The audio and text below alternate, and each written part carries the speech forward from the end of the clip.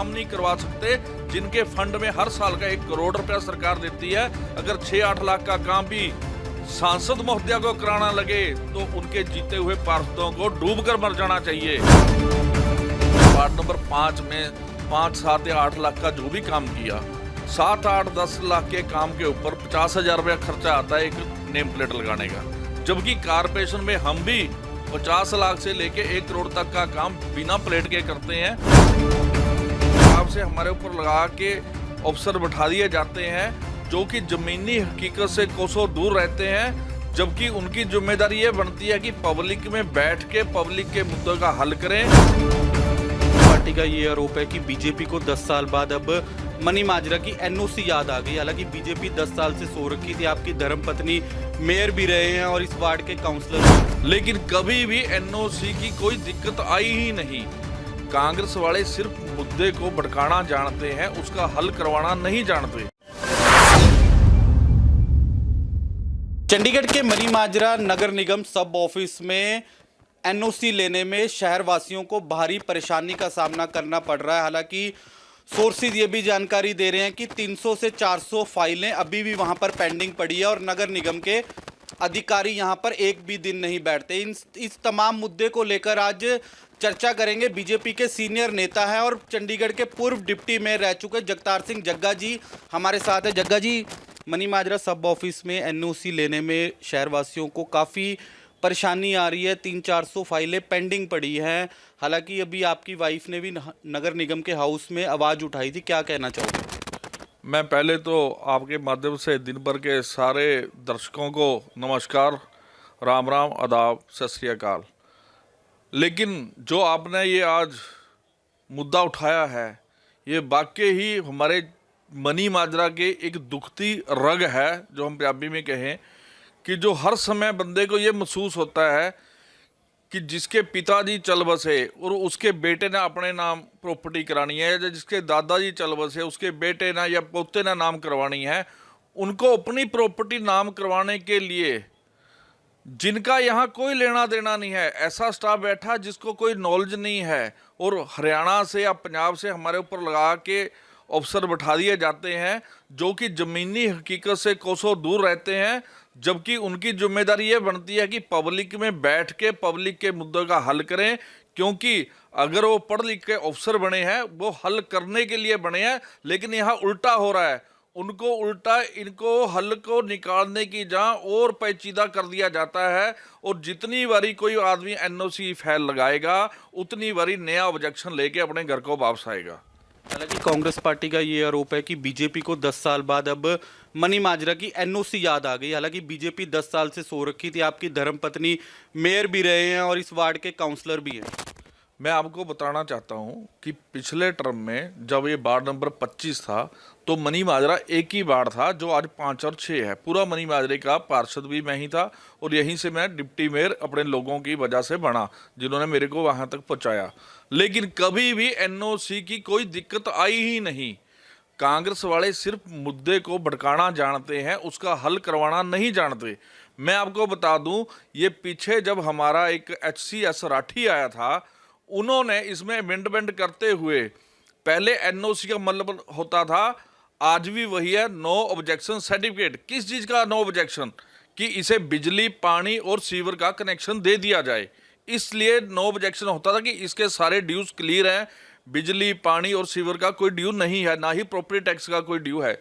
उसका मतलब होता था कि एनओसी मिल गई, अब इसको बिजली पानी दे दिया जाए। लेकिन उन्होंने क्या किया, 2017 के जो रूल थे बिल्डिंग बायलॉज, वो लागू करते हुए ये लाइन ही हटा दी। जब ये लाइन हट गई तो उन्होंने कंप्लीशन सर्टिफिकेट एक लगा दिया कि जो भी बिल्डिंग मनी माजरे की है उसका कंप्लीशन सर्टिफिकेट मिलेगा, तभी बिजली, पानी और सीवर का कनेक्शन मिलेगा। कंप्लीशन सर्टिफिकेट वहाँ बनता है, ये वहाँ मिलता है जो प्लांट सिटी होती है, प्लांट सेक्टर होते हैं, या हाउसिंग बोर्ड की बिल्डिंग है, या कॉर्पोरेशन ने कोई सेक्टर काटा है, या चंडीगढ़ एडमिन ने काटा है, वहाँ कंप्लीशन मिलेगा। क्योंकि उसमें सारा कुछ तय है, मापदंड कितना खाली छोड़ना है, कितने में लेंटर है, 75% कवर करना है, फर्स्ट फ्लोर कितना होगा, सेकंड कितना और थर्ड कितना। लेकिन हमारी जो आबादी है, मनी माजरा एक पुराना शहर है, यहाँ पर राजे महाराजाओं के टाइम का पुराना ऐतिहासिक किला है और यहाँ पर पुराना शहर होने के नाते बहुत पुरानी बिल्डिंग्स हैं, उनका कंप्लीशन हम कहाँ से देंगे? क्योंकि वो तो बन चुका है।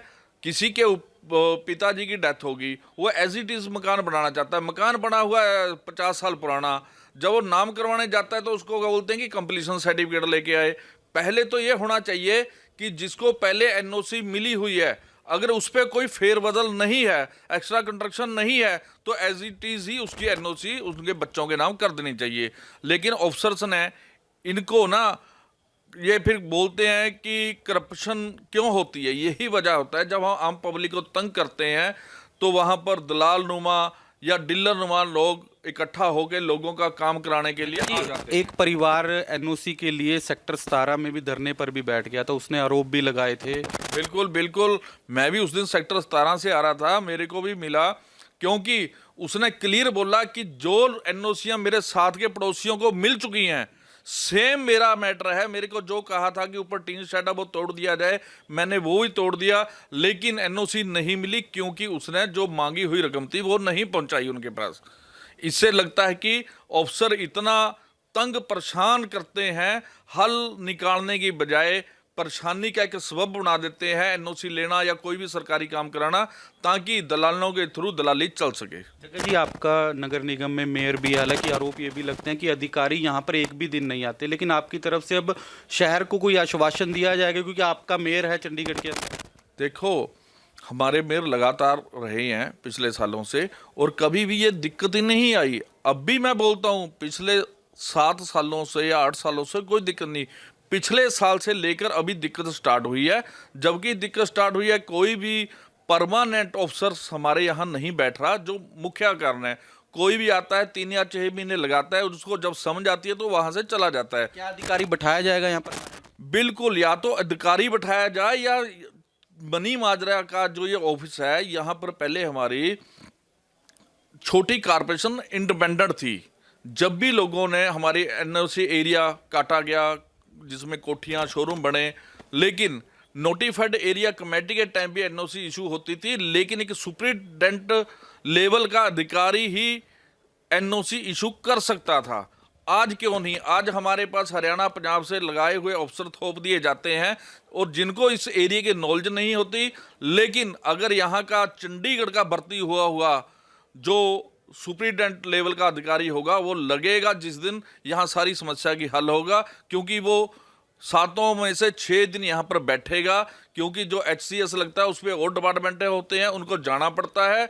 लेकिन मैंने पिछले हाउस में मैं भी वहीं था, मेरी धर्मपत्नी श्रीमती सर्वज्योत कौर ने यह मुद्दा उठाया था कि अगर इसका हल नहीं हुआ तो कमिश्नर साहब ने आश्वासन दिया था कि हम ये जो लाइन है उसको चेंज करके जैसे भी अच्छा होएगा वो कर दिया जाएगा, ताकि लोगों को, अगर ये लाइन बीच में लिख दी जाए कि बिजली, पानी और सीवर का कनेक्शन, इसलिए एनओसी जारी की गई है, जिस दिन वो लाइन लिख जाएगी ये सारी समस्या का हल हो जाएगा, लोगों को बिजली पानी के कनेक्शन भी मिलेंगे और आने वाली जो दिक्कतें अब आ रही हैं वो भी दूर होंगी।